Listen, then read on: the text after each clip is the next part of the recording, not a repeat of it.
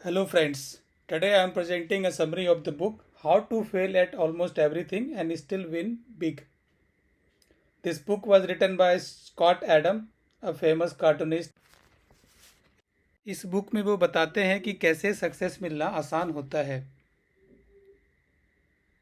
दोस्तों, हम सक्सेस के बारे में बहुत सारी बुक पढ़ते हैं, बट इस बुक की खास बात यह है कि इसमें ट्रेडिशनल अप्रोच के साथ साथ ट्रेंडिंग अप्रोच को भी गलत बताया गया है और इसके अल्टरनेटिव और कंट्रेरियन व्यू बताए गए हैं। फॉर एग्जाम्पल,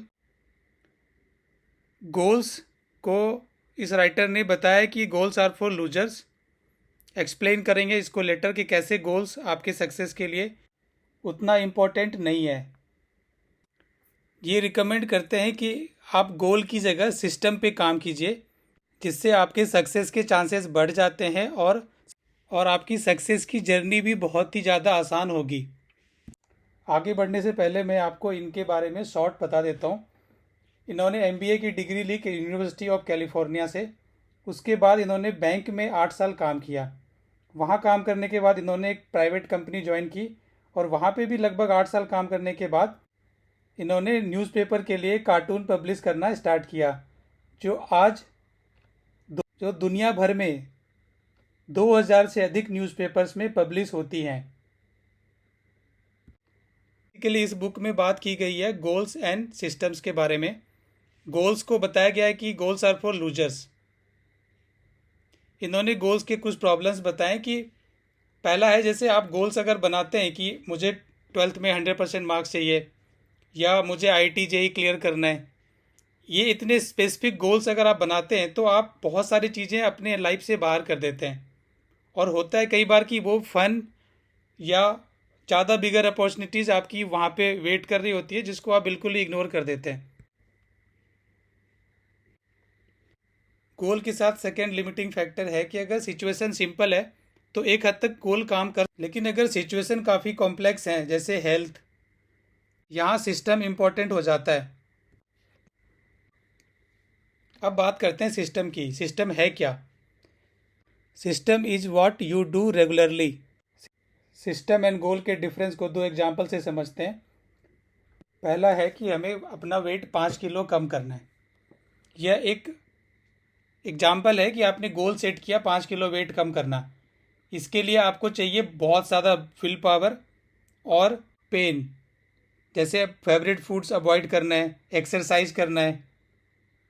लेकिन जैसा सबको पता है कि ये most of the time fail हो जाता है।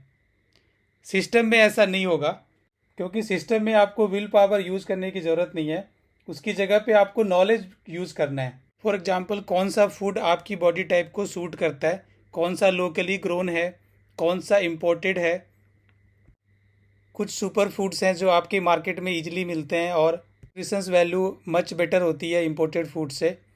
डाइट के रिगार्डिंग आप जितने भी नॉलेज गेन करते हैं और उसे रेगुलरली फॉलो करते हैं, तो आपका एक पर्सनल सिस्टम क्रिएट हो जाता है, जिससे आपका एम ईजिली और सर्टेनली अचीव होता है। सिस्टम को फॉलो करना इसलिए भी आसान है क्योंकि यहाँ पे ज़्यादा मैथमेटिकल्स फार्मूलाज यूज़ नहीं होते हैं, जैसे कैलोरीज एक्सेट्रा। इसमें बस हेल्दी फूड्स जो हैं वो आपको फॉलो करने हैं। और फॉर एग्जांपल, आपकी डाइट से जंक फूड, प्रोसेस्ड फूड्स को बाहर निकालना है और इसकी जगह पे हेल्दी फूड्स को इंक्लूड करना है अपनी डाइट्स में, जैसे fruits, green vegetables etcetera. Second example है एक्सरसाइज का। एक्सरसाइज के लिए भी हमें बहुत ज़्यादा विल पावर की ज़रूरत होती है और मोस्टली एक्सरसाइज करना पसंद नहीं करते। हम में से कई लोगों की न्यू ईयर रेजोल्यूशन होती है कि एक्सरसाइज करेंगे, बट ये विल पावर धीरे धीरे डिमिनिश हो जाती है और हम एक्सरसाइज करना छोड़ देते हैं। तो कैसे एक्सरसाइज कंटिन्यू करें, इसके लिए स्कॉट एडम बताते हैं कि आप विल पावर की जगह पे हैबिट पे ध्यान दीजिए। हैबिट कैसे क्रिएट होती है, वो बताते हैं कि हैबिट तब क्रिएट होगी जब आप वो काम करेंगे जो आपको फील गुड करता हो। जैसे एक्सरसाइज के बाद एक healthy and tasty milk shake वो एक्सरसाइज करने के लिए मोटिवेट करेगा। अगर इसकी जगह पे आप ऐसे एक्सरसाइज करते हैं जो आपको हर्ट करता है, तो आपके बहुत ज़्यादा चांसेस है कि आप नेक्स्ट डे वो एक्सरसाइज नहीं करेंगे, क्योंकि बॉडी रेसिस्ट करती है इन चीज़ों के लिए। हैबिट्स में वो आगे बताते हैं कि अगर आपका एक्सरसाइज करने का मन नहीं भी कर रहा है, तब भी आप अपने जिम के क्लोथ्स पहने, शूज़ पहने, तब अचानक आपका माइंड ऐसा ट्रिगर करेगा कि हाँ ठीक है, थोड़ा बहुत एक्सरसाइज कर लेता हूँ। ऐसे small changes in your habits system को डेवलप करता है। सेकेंड इम्पॉर्टेंट लेसन इस बुक से है कि success is based on luck and skills. Skill के बारे में वो बताते हैं कि आपके पास दो ऑप्शन है। पहला, आप किसी एक स्किल में हाईली स्किल्ड हैं, और दूसरा, आप मल्टीपल स्किल्स में अबव एवरेज हैं और उस मल्टीपल स्किल्स को आप कंबाइन कर पा रहे हैं एक मीनिंगफुल रिसोर्स में। इम्पॉर्टेंट सेकेंडरी स्किल्स वो बताते हैं, जैसे पब्लिक स्पीकिंग, साइकोलॉजी के main concepts, secondary language etcetera. Next है लक। लक के बारे में ये बताते हैं कि हम खुद से अपने लक को इन्हेंस कर सकते हैं। फॉर एग्जाम्पल, अगर आपको बॉलीवुड में करियर बनाना है तो आपको मुंबई शिफ्ट करना आपके चांसेस को बढ़ा दे।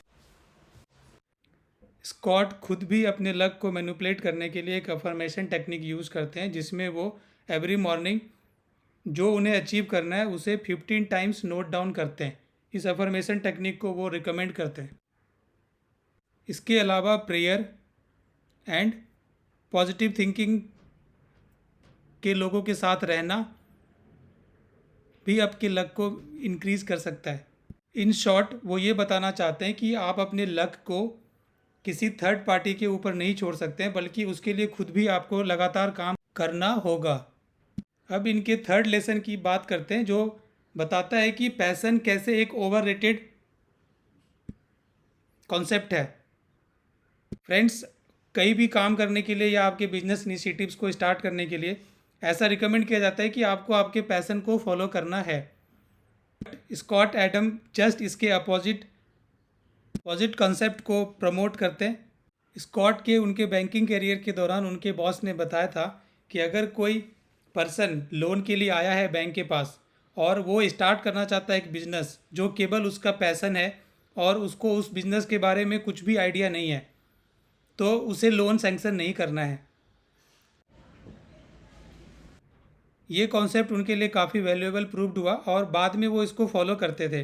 उन्होंने ये ट्रेंड पता किया कि अगर केवल पैशन है और वो हार्ड वर्कर नहीं है, स्मार्ट नहीं है और बाय चांस वो लकी नहीं है, तो उसके फेल होने के चांसेस बहुत बढ़ जाते हैं।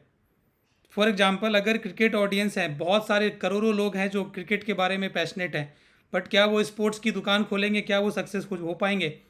तो इसके बारे में वो कहते हैं कि अगर आप केवल क्रिकेट के बारे में पैशनेट हैं तो ज़रूरी नहीं है कि आप स्पोर्ट्स में गुड होंगे, क्योंकि शायद आप खुद पे काम करना आपको नहीं आता है, खुद का आपका सिस्टम उतना स्ट्रांग नहीं है जो उस बिज़नेस को सक्सेस करने के लिए इम्पोर्टेंट है। स्कॉट के खुद भी 36 से ज़्यादा बिजनेस इनिशिएटिव्स फेल हो गए थे।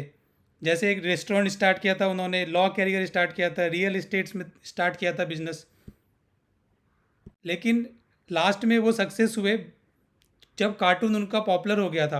वो बताते हैं कि कार्टून ड्रॉ करना उनका पैशन नहीं था, उन्होंने बस ऐसे ही स्टार्ट किया। जैसे जैसे वो पॉपुलर होता गया उनका इंटरेस्ट उसमें जगता गया, और चूँकि उनका वो मोस्ट सक्सेसफुल इनिशिएटिव बन गया तो आज वो इसी कार्टून के नाम से जाने जाते हैं। कार्टून के सक्सेस होने के पीछे उन्होंने बताई है कि मैंने 3 से 4 स्किल्स को कंबाइन किया, और चूँकि हर स्किल्स में वो बिलो एवरेज थे, बट चूँकि उस कंबाइंड वैल्यू बहुत ज़्यादा हो जाती है इसलिए वो सक्सेस हो पाए। इसलिए उन्होंने लास्टली बताया कि आपको पैशन की जगह एनर्जी पे फोकस करना चाहिए, और उस एनर्जी में आपका mental energy and physical energy दोनों आते हैं। तो आप अगर एनर्जी आप कंजर्व करते हैं और उसको इंक्रीज करते हैं तो आप किसी भी इनिशिएटिव को सक्सेसफुली अचीव कर सकते हैं। फ्रेंड्स, आई होप कि इस बुक के कोर कॉन्सेप्ट्स मैं आपको प्रेजेंट कर पाया, बट समरी कभी भी बुक रीडिंग को रिप्लेस नहीं कर सकता है। सो आई रिक्वेस्ट कि आप इस बुक को ज़रूर पढ़ें, और अगर किसी रीज़न से नहीं पढ़ पा रहे हो तो please listen to audio book. Thanks for listening. जय हिंद।